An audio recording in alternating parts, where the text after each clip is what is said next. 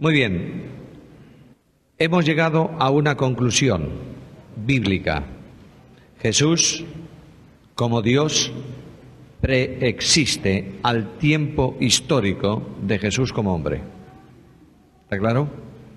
Es decir, siendo Dios, no tiene existencia temporal, sino eterna. Pero este Cristo Jesús viene al mundo de los hombres por necesidad redentiva. Es decir, Dios ha establecido antes de la creación el plan de redención. Quiero recordaros que el Dios de la Biblia es esencialmente soberano y que no funciona por ningún tipo de condicionante. El Dios de la Biblia salva al pecador no porque el pecador pecase y fuese condenado a muerte eterna. Salva al pecador porque quiere, por absoluta soberanía. De manera que cuando leemos segunda carta a Timoteo, capítulo 1 y versículo 9, el apóstol Pablo dice que nos llamó o nos salvó y llamó con llamamiento santo, no conforme a nuestras obras, sino según su propósito. Y la gracia que nos fue dada en Cristo Jesús, ¿cuándo? A ver, además de Marcos, segunda Timoteo. Y la gracia que nos fue dada en Cristo Jesús antes de los tiempos de los siglos. En el plan de redención, el Dios trinitario, Dios trino y uno, respondió a 3 preguntas en el plan salvífico. ¿Quién? ¿Cómo? ¿Cuándo? ¿Quién salvaría? Su Hijo. ¿Cómo? Mediante redención. ¿Cuándo? Gálatas 4:4, cuando vino el cumplimiento del tiempo. Dios definió todo esto y en el plan de redención el Padre envió al Hijo. Este enviar del Padre al Hijo tiene que ver con el hecho de salvación, en un compromiso que el Hijo había asumido con el Padre antes de la creación del mundo. Por tanto, cuando llega el cumplimiento del tiempo, Dios envía a su Hijo. Veremos esto dentro de un momento. 2 aspectos en cuanto a preexistencia. Preexistencia personal nunca tiene origen. La preexistencia personal del Hijo de Dios como persona divina no tiene origen, ¿está claro? Cuando estudiéis espiritualidad trinitaria, tenéis que distinguir muy claramente esa expresión que el Padre engendra eternamente al Hijo, no como origen, por favor, sino como comunicación o distribución de vida. El Padre se relaciona además eternamente con la segunda persona, de Padre a Hijo, pero esto es otra cuestión diferente. Ahora, si Dios envía al Hijo, lo envía en una, teológicamente se llama procesión, el Hijo procede de él, pero es una procesión absoluta porque se extingue ahí, no se comunica más allá, lo envía con un propósito específico, que muera por los pecadores. ¿Está claro? Lo digo así de simple y así de sencillo. Para poder venir a esa condición, necesariamente tiene que introducirse lo que se llama categoría de la encarnación, en cuya acción el Verbo eterno de Dios queda revestido de humanidad. Como está ahí las notas, y son un poco complicadillas, voy a poner un ejemplo muy simple. No es lo mismo vestirse que revestirse. Yo voy a ponerme un pullover, ¿llamáis o cómo llamáis a esto? Bueno, esto no hay ninguno por un pullover, un suéter, bueno, un suéter. Yo voy a usar un suéter. Puedo hacer 2 cosas, me voy a un comercio, compro un suéter, me lo pongo, me he vestido. Puedo ir junto a una señora que teje y le digo, téjeme un suéter encima de mí. Bueno, si voy a una señora y le digo esto, dice, este español está como una cabra. Pero, muy bien, voy ahí, ella comienza con sus agujas a tejer y cuando termina la última manga, no me he vestido, he quedado revestido. Luego, tenemos que tener claro esto, Dios no se viste de una humanidad, ni se inviste en una humanidad. Dios se reviste de humanidad para que esa humanidad esté vinculada con la persona divina del Hijo de Dios como nunca ninguna otra humanidad puede estar. Viene a ser parte de la deidad, como una de las dos naturalezas de la persona divina del Hijo de Dios. ¿Está claro? Bueno, bastante oscuro, al menos para mí, pero esa es una verdad teológica y bíblica. La deidad de Jesucristo es incuestionable. Me voy a pasar corriendo todo esto por encima porque quiero dedicar la última parte a un asunto que se llama el vaciamiento del Hijo de Dios. La Biblia le llama a Jesucristo Verbo de Dios, le llama a Dios, expresa adoración. Sorprendentemente, los primeros que rinden un acto de adoración a Dios no son judíos, son gentiles. Los que adoran al Mesías, los primeros, gentiles. ¿Quiénes son? Los magos. De manera que mientras los judíos estaban por ahí, y era sorprendente porque los judíos debían estar esperándolo en ese tiempo, porque simplemente con contar las semanas de Daniel hubieran venido aproximadamente ahí, pero ninguno creía que el Mesías iba a venir. Los hombres no de Israel vienen por revelación de Dios, hemos visto su estrella en el oriente y venimos a adorarle. Ahora, una pregunta importante en esto es, ¿tenía Jesús conciencia, autoconciencia de su deidad? Vosotros sabéis que en el mundo de los liberales dicen que Jesús, desde su nacimiento hasta el bautismo, no tuvo ninguna conciencia de su deidad. De modo que él iba por ahí, escuchaba las cosas, hacía preguntas y solo y nada más que en el bautismo comienza a tener idea mental de su deidad. ¿Es verdad esto? ¿Por qué? Bueno, muy bien. Cuando con 12 años va al templo y sus padres le dicen, oye, nos has tenido muy preocupados, ¿eh? ¿Qué les contesta Jesús? De mí, Padre, me es necesario estar. De manera que a los 12 años, Cristo Jesús el Señor tiene conciencia mesiánica, sin duda ninguna, en la dimensión en que un hombre de 12 años puede tenerla. Jesús como hombre tuvo que aprender la Biblia, ¿eh? A veces pensamos que Jesús, el Señor, entró al templo a enseñar a los doctores. Yo lo he oído cientos de veces. No fue a enseñar, fue a escuchar. Quienes preguntaron a Jesús fueron los doctores y se sorprendieron de que un niño de 12 años tuviese esas respuestas. Claro, alguien me dice, bueno, él es impecable. Todo esto es verdad. Él amaba la palabra por impecable, es verdad también, pero no hay duda de que Jesús tuvo que evolucionar mentalmente como un hombre y aprender la Biblia como hombre. ¿Está claro? Muy bien. No confundamos, por favor. La naturaleza humana es una naturaleza absolutamente separada de la naturaleza divina. No hay una mezcla.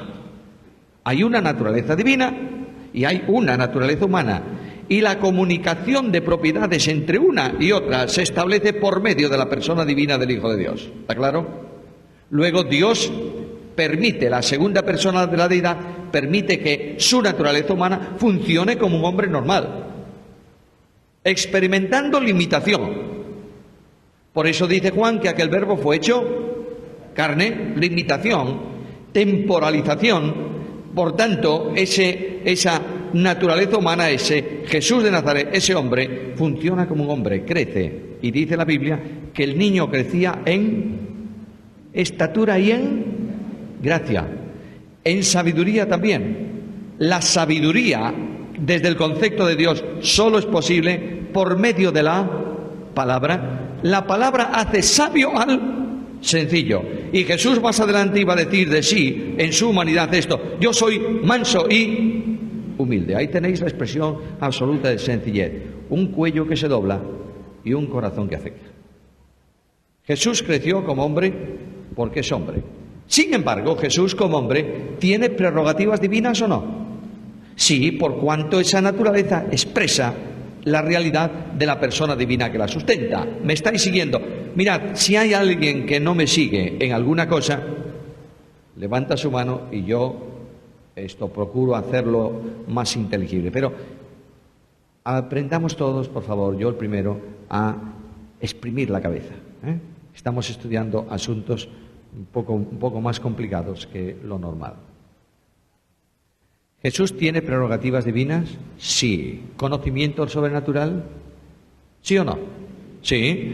Juan dice algo no necesita que nadie le diga nada, porque él sabía todo lo que había dentro del hombre. ¿Jesús ve en la distancia el asna y el pollino atado o no? ¿Jesús sabe que su amigo Lázaro ha muerto? Sí. ¿Y esperó cuántos días para ir? 4. ¿Por qué?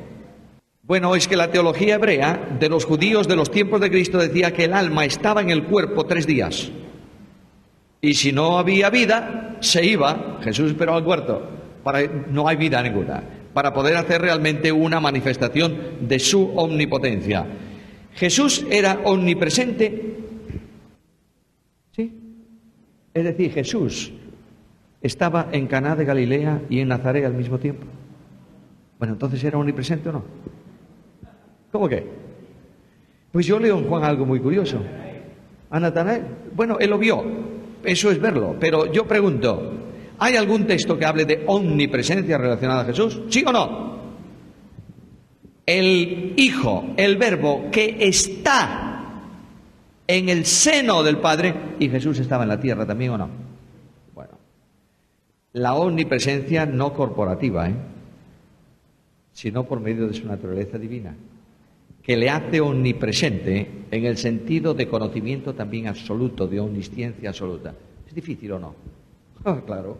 Es irrepetible, la persona de Jesús es irrepetible, por eso no tenemos ninguna referencia. Además, este Jesús resucitado, Él dice que donde 2 o 3 estén reunidos en mi nombre, ahí está en medio.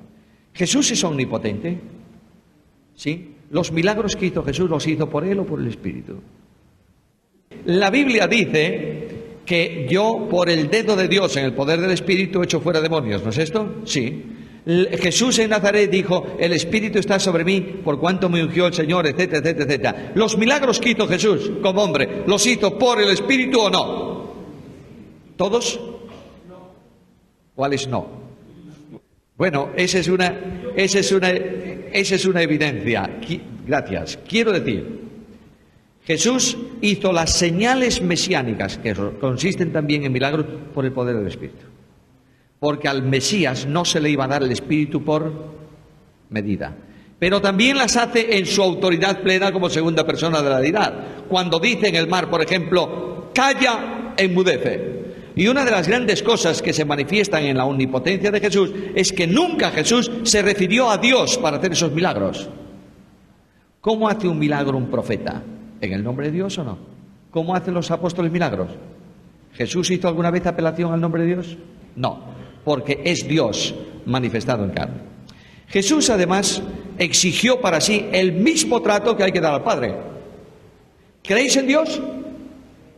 ¿Creéis así en mí? El Señor Jesús reclama además para sí la infinitud del ser divino. A ver, Juan 14:9, venga, leamos ahí. Juan, Evangelio según Juan 14:9. De manera que él dice, mira, quien me ve a mí, ha visto al Padre. El Padre es infinito. Luego, si él reclama para sí la expresión absoluta que hace visible al Padre, está reclamando para sí la perfección de la infinidad de Dios, aunque lo hace desde la perspectiva de la limitación del hombre. Lo veremos enseguida en el vaciamiento de la persona divina del Hijo de Dios. Jesucristo el Señor, voy a decir otra cosa más solo, en cuanto a su deidad. ¿Jesús tiene vida en sí mismo o no? ¿Lo dice Juan o no? El Hijo de Dios, Jesús de Nazaret, tiene vida en sí misma. Y añade Juan algo muy importante. Todo lo creado fue hecho por Él. Y sin Él, nada de lo que ha sido hecho fue hecho. Pablo va a decir algo todavía más sorprendente. Pablo dice, todo fue hecho en Él, por Él y para Él. Luego, toda la herencia cósmica de Dios, en toda la extensión de vida, muerte, de infinidad, de espacio, de tiempo, de todo lo que Dios hizo, lo ha hecho con un objetivo final. Esto es para mí unigénito. Solo Él es, en el sentido absoluto, el heredero, ¿verdad? Y Pablo dice de nosotros algo muy grande. Coherederos con Cristo y herederos de Dios. Hay por ahí una teología un tanto extraña, yo no sé de dónde vino, de algún sitio vino, que se ha colado en el mundo evangélico, y que dice que los creyentes evangélicos estamos en este mundo preparándonos para poder administrar la herencia que Dios dio a Cristo. ¿Y qué quieren decir esto? Señores, ¿qué quieren decir ustedes con esto? Pues algo muy simple. Si tú has sacado un 7 en esta experiencia, Dios te va a dar 10 o 12 galaxias de su nueva creación, y tú vas a administrar eso.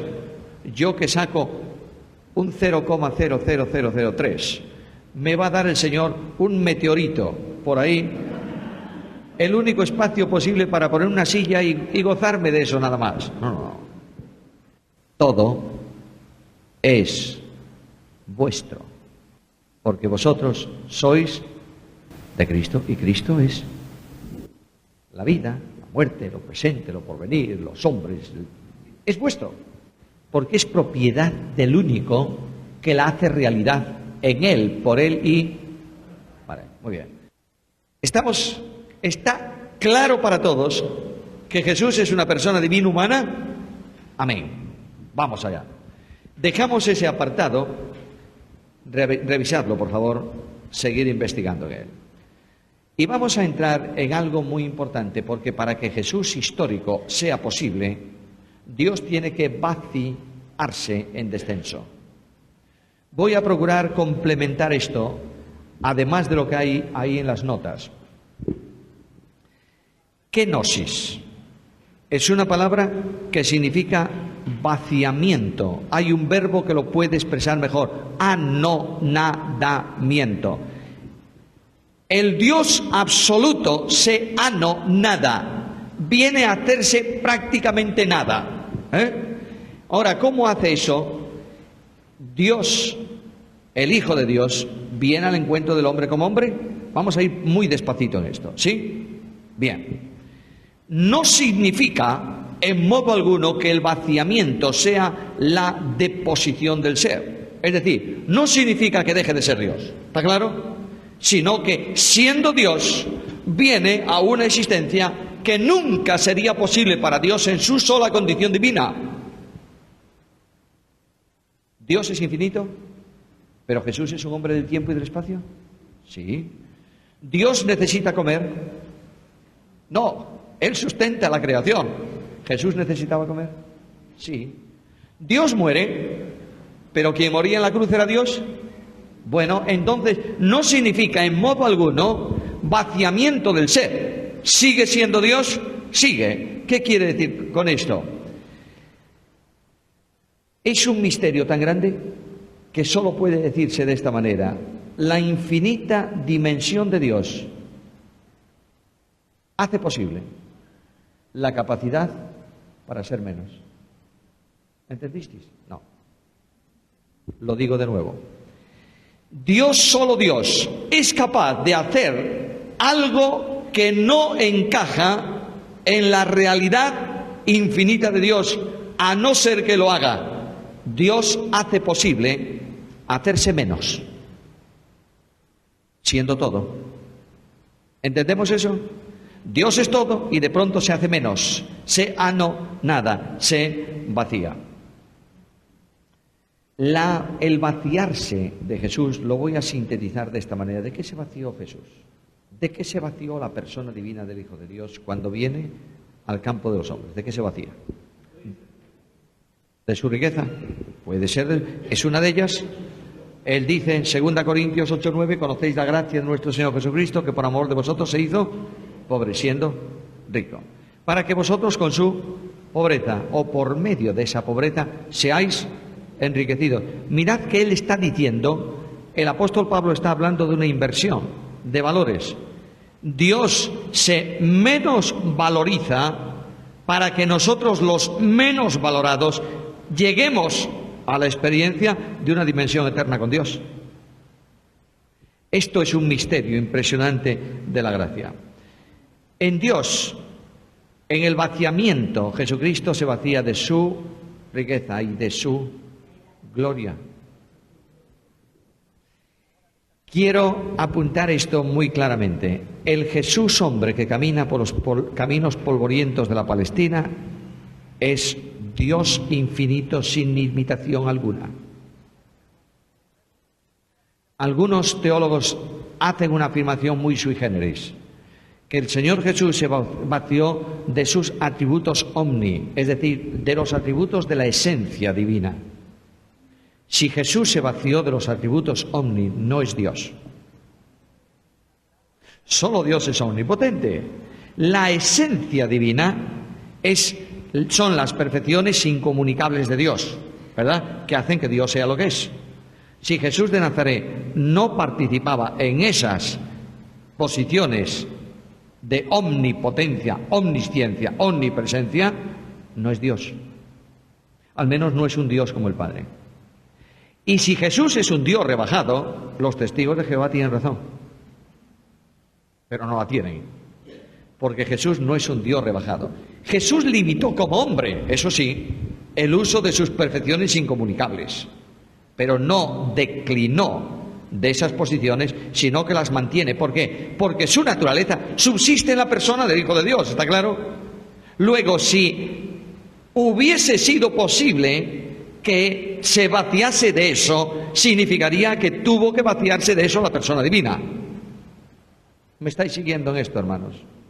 Bueno, no es posible, ¿verdad que no? Luego Jesús es absolutamente Dios. Claro, absoluto. Es verdad, esa es una verdad incuestionable. 100% hombre, 100% Dios. Por eso no debemos decir que Jesús es Dios y hombre, ¿eh? Es Dios hombre. Hay una palabra que surge en la teología debido a ese enorme misterio de la gracia, que es la palabra teoantrópicos o zoantrópico, es decir, Dios hombre. ¿Entendéis? Solo ahí se puede entender esa palabra en Jesús. Es la expresión de la deidad en manifestación en carne. Pasaje kenótico o pasaje del vaciamiento, Filipenses 2, versículos 6 al 8. Vamos a leerlo, por favor. Alguien lo lee con voz fuerte y clara. Yo puede ser que vaya interrumpiendo la lectura para hacer precisiones ahí. Filipenses, capítulo 2, versículos 6 al 8. Comenzamos la lectura. Primera cuestión importante es que Pablo está haciendo una antítesis, un contraste en ese pasaje. No está tratando de comparar deidad con humanidad, sino deidad con servicio. Y por eso utiliza en el pasaje dos veces la palabra forma, una para referirse a Dios y otra para referirse no al hombre, sino al siervo, el cual siendo en forma de Dios, no tuvo por usurpación, es decir, como cosa que aferrarse, el ser igual a Dios, sino que se despojó de sí mismo tomando forma de siervo. Y el vehículo que le permite tomar la forma de siervo es hecho semejante a los hombres. Ahora, cuando Pablo afirma que Jesucristo existió eternamente en forma de Dios, la palabra morfe en griego significa la exteriorización visible de un elemento intrínsecamente natural o propio. Solo puedo utilizar forma cuando a lo que yo me refiero hace visible lo que es esencial, lo que es real. Cuando Pablo dice, existía en forma de Dios, ¿por qué lo puede decir? Porque era Dios. Solo se puede usar ese término en griego cuando realmente manifiesta al exterior una condición natural, interna, íntima, que lo hace así. Jesucristo el Señor, que existe eternamente en forma de Dios, no podía existir como Dios de otra manera. Él es Dios, lo hemos visto antes, bien. Y de pronto, en uso de la única libertad absoluta, que es la libertad de Dios, toma una decisión libre. No voy a tomar el hecho de ser Dios como algo, como un derecho incuestionable, inalienable, que me impida realizar otra cosa. Y en uso de su suprema libertad dice, aunque soy Dios, voy a pasar a otra experiencia imposible para Dios. La experiencia de la esclavitud, del servicio absoluto, en obediencia. Dios en Cristo se encarna, lo veremos mañana la encarnación. Quiere decir que toma una naturaleza humana. Anticipo, por si alguien mañana no quiere venir y dice esto es demasiado pesado, voy a digerir la lección de hoy. Quiero decirte anticipadamente que cuando Jesús el Señor tomó una naturaleza humana en el seno de María, la persona divina del Hijo de Dios está presente desde el momento de la concepción para santificar la naturaleza humana. Bueno, paréntesis, lo veremos mañana. Ahora, ese verbo eterno de Dios que se hace hombre del tiempo y del espacio, cuando Dios se humaniza o se encarna y se hace hombre, no se humilla, se limita. Juan 1,14. Aquel verbo se hizo carne. ¿Y qué ocurre? Habitó. Solo en carne puede habitar entre. Porque en la deidad está en torno, está presente, pero no uno más entre muchos. Dios toma una naturaleza humana y se limita a un ser temporal, siendo Él infinito y eterno. Dios, al tomar una naturaleza humana, entra en el tiempo, cuando es eternidad. ¿Me estáis siguiendo, verdad? Bien. Ahora, ¿eso humilla a Dios? ¿Sí o no? Por el hecho solo de hacerse hombre no se humilla, se limita. Voy a explicar bien esa diferencia. Imagínate, nosotros en España tenemos un rey. Los españoles apreciamos mucho a esa persona. Ese rey es la máxima expresión, es el jefe del Estado, es la figura máxima, la representación suprema de la nación, ¿verdad? Por tanto, hay muchas leyes que a mí me obligan y a él no. No es lo mismo que yo le llame a un español en la calle animal, que se lo llame al rey. Es diferente, porque la ofensa se mide no por quien la comete, sino por el que la recibe. ¿Está claro? Bien. Este rey nuestro es un deportista tremendo. Bueno, ya va viejo, ahora ya hace menos deporte. Todos vamos viejos.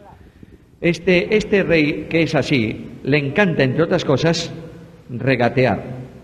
Es decir, competir con un barco de vela.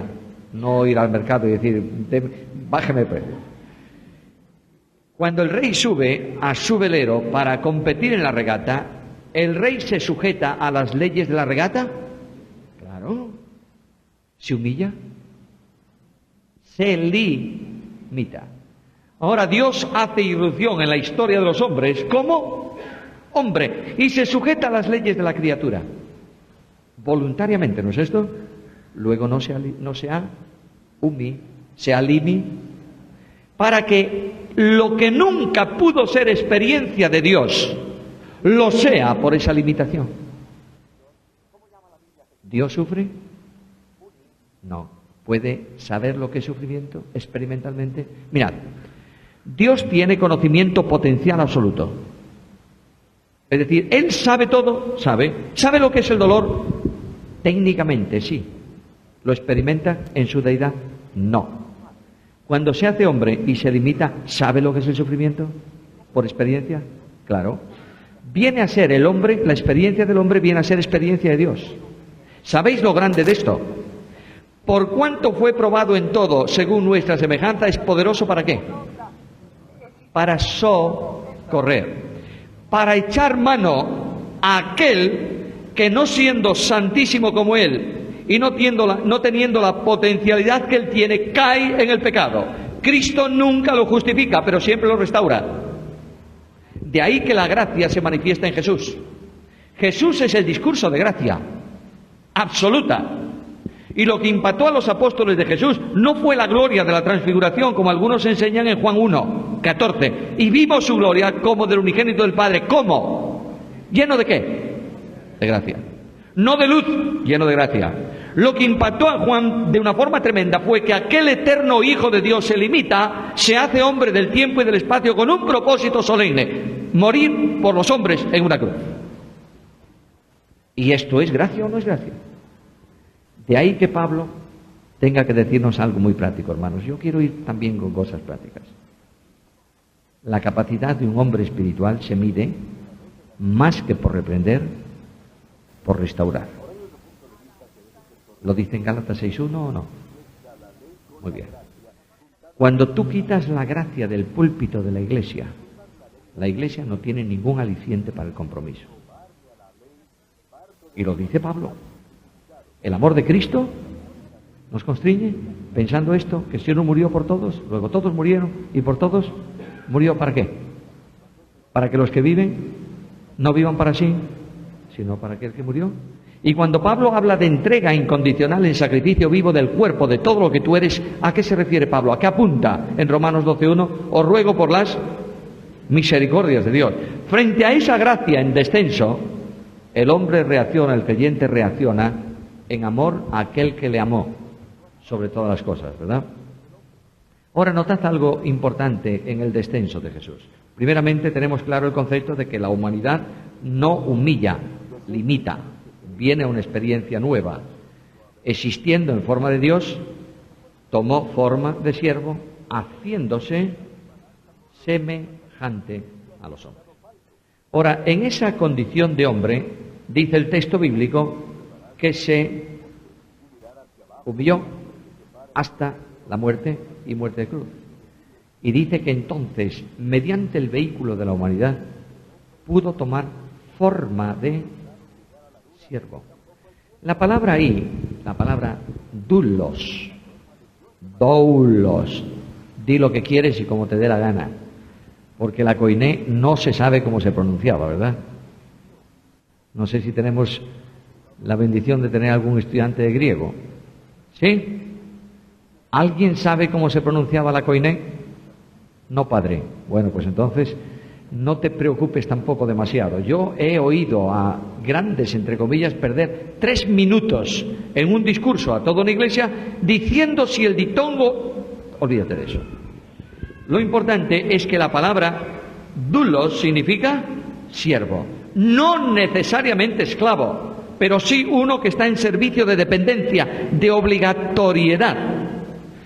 Aquí tenemos la resolución de un problema trinitario muy grave. En la eternidad, Dios toma la determinación de salvar al hombre, ¿sí? Muy bien. Cada una de las personas divinas asumen un papel, los ingleses dicen un rol, en esta ejecución. El Padre enviaría al Hijo, el Hijo daría su vida voluntariamente, el Espíritu regeneraría al pecador. Muy bien. ¿Quién manda es mayor que el que obedece o no? Sí. Luego, en la esencia absoluta de la deidad, ninguna persona manda, ninguna persona obedece, porque son coiguales en dignidad, eternidad y gloria. ¿Sí? Ahora, cuando la segunda persona de la deidad se limita y se hace hombre, incorporando a su persona divina 2 naturalezas, una divina eterna y una perpetua en cuanto a humanidad, desde la condición de hombre, el hombre tiene que obedecer a Dios. ¿Es así? Luego Dios resuelve el problema de la obediencia sin menoscabo de su infinita dimensión divina por medio de la naturaleza humana del Hijo de Dios. Ahora ya está en la condición de siervo, y en esa condición de siervo Jesús expresa su naturaleza humana de servicio de muchas maneras. Un día los discípulos tienen hambre, aquellos siempre tenían cosas muy curiosas. Vienen de camino, Jesús está cansado, se sienta al borde del pozo. ¿Sabéis a qué me refiero? Cuando habló con Nicodemo. La samaritana. Cuando habló con la samaritana, Jesús se sienta. Paréntesis. Es muy curioso Jesús. Habla de nuevo nacimiento con un rabino y habla de adoración con una mujer. Bueno, es que Jesús es sorprendente. Ahora, este Jesús de Nazaret, que se sienta ahí, y que se sienta para beber y que tiene necesidad de agua, etcétera, etcétera, etcétera, tiene un grupo de discípulos que lo que tienen ellos es, ¿saber lo que es? Ganas de comer. Luego le dicen al Señor, mira, mientras tú descansas aquí tranquilito a la sombra, nosotros vamos a la ciudad a comprar comida. Y cuando ellos llegan de comprar comida, se encuentran a Jesús hablando con una mujer. Tremendo impacto para ellos. Hablar con una mujer a estas horas y con una desconocida no le entra en la cabeza. Y allí están los 12 con sus paquetitos de comida. Y Jesús sigue charlando. ¿Y ellos qué tienen? Ganas de comer. Maestro, come. Claro, ellos dicen, si no come él, ¿cómo vamos a comer nosotros? Come. ¿Y qué le dice Jesús? Mi comida es que haga la voluntad del que me envió y acabe su obra. Luego lo que dice Jesús es algo. La comida es necesaria para la vida, ¿verdad? La razón de mi vida es la voluntad de mi Padre. Cuando Jesús habla, dice, yo no digo nada de mí mismo, todo lo que digo lo he oído del Padre. Por eso esto nos permite, hermanos, resolver algunos problemitas que encontramos aparentemente en el Evangelio. La Biblia enseña que el llamado a salvación procede siempre ¿de quién? ¿De quién? ¿De qué persona? Del Padre. Y vamos a Mateo 11, ¿y quién dice venid a mí? El Hijo, ¿o no? Entonces, ¿en qué quedamos? ¿Es el Padre o es el Hijo el que llama? ¿O es el Padre y el Hijo? No, es el Padre. Lo que pasa es que Jesús dice, como yo todo cuanto hablo lo he oído del Padre y el Padre es el que llama, simplemente yo reproduzco el llamado del Padre que es también a mi persona. ¿Despejamos las incógnitas? Bien, la Biblia es fantástica. Ahora, este Hijo de Dios que se humilla, lo hace con un propósito: ofrecer su vida en sacrificio expiatorio por el pecado del mundo, poder morir. El autor de la vida va a ingresar voluntariamente en la experiencia de la muerte para que los muertos en vida entren en la experiencia de la vida. Los hombres han nacemos como muertos ¿en qué? En delitos y pecados.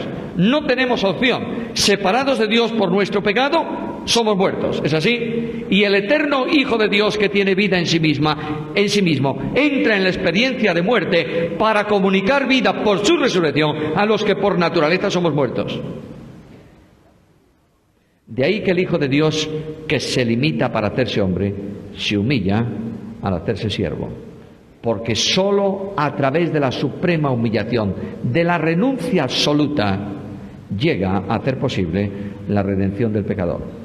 Toma forma de siervo y dice que este siervo se tiene que ajustar no solo a la ordenanza del Padre, sino a la ley que el Padre había establecido. Mirad, hay un pasaje de Hebreos que dice, como ofrenda y sacrificio por el pecado no quisiste, ni te agradaron, me apropiaste ¿qué? Cuerpo. Ese versículo está tomado del Salmo 40, ¿sí? En el Salmo 40 no habla de apropiarse cuerpo, habla de has abierto mis oídos, equivalente a has perforado mis orejas. Y en Éxodo, cuando se establece la ley del esclavo voluntario, dice que cuando un hombre quería ser esclavo voluntario de otro por amor, el dueño lo llevaba y le perforaba las orejas y quedaba esclavo voluntario. Ahí tienes todo un proceso para que yo pueda ser tu esclavo y hacer tu voluntad. Aprópiame cuerpo. Y vengo a la experiencia del hombre cuya gloria es obedecer al Señor. Ahora, la experiencia suprema de esa humillación consiste en que Él se humilló hasta la y añade y muerte de gloria. Dos cosas aquí. Cuando hablábamos de limitación, Pablo dijo algo muy curioso. La Biblia nunca dice que Jesús era idéntico a mí. Dice que Jesús es semejante. Luego, si es semejante, habla de identidad, pero de distanciamiento. Dos cosas son semejantes cuando se parecen absolutamente pero no son lo mismo. ¿Me seguís? Ahora, ¿en qué sentido Jesús es semejante a los hombres? Primero, hay dos distinciones que ninguno de nosotros podemos tener en relación con Jesús. Jesús fue la única naturaleza humana, el único hombre vinculado a la deidad en subsistencia personal. Ninguno de nosotros somos naturaleza divina, humana de la persona divina del Hijo de Dios. Somos hijos de Dios en Cristo, pero Él es la naturaleza humana de la persona divina del Hijo de Dios. Nadie como Él unido a la deidad de esa manera, ¿verdad? Nadie como Él impecable. Nosotros, por el Espíritu Santo, podemos superar el problema del poder del pecado. ¿Pero pecamos o no? Hombre, lamentablemente sí. Jesús fue impecable. Y lo veremos mañana cuando hablemos de encarnación y nacimiento. La impecabilidad del Hijo de Dios está en razón de que el sujeto de atribución de la responsabilidad de su naturaleza humana es la persona divina del Hijo de Dios. Es decir, todo cuanto Jesús hizo mediante su naturaleza humana, lo hizo el Hijo de Dios en su naturaleza humana, ¿verdad? Luego, si ese hombre hubiese cometido un pecado, el responsable, el sujeto de responsabilidad, no es la naturaleza, es la persona. Y en Jesucristo no hay dos personas, hay una sola persona, la persona divina del Hijo de Dios. ¿Está claro? Fantástico.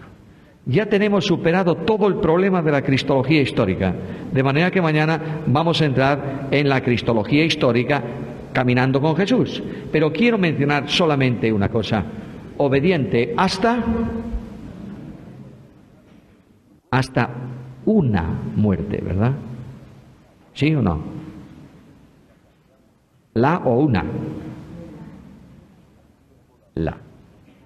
En la cruz del Calvario, Jesús como hombre es mi sustituto en la muerte física, para que yo tenga esperanza de resurrección, y en la muerte espiritual, por la cual Él se hace solidario conmigo y paga mi pena.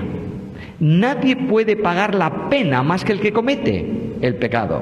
Tú puedes pagar la deuda de otro, pero no puedes pagar la pena. La pena es de responsabilidad individual.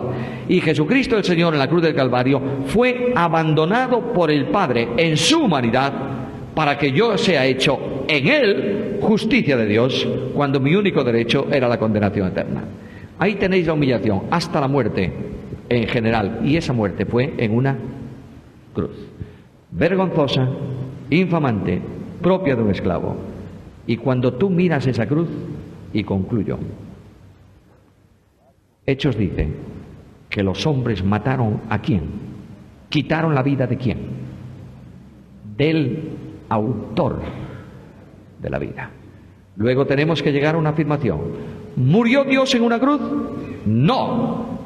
Abierta y autoritativamente no. Dios no puede morir. Pero quien moría en esa cruz era Dios manifestado en carne.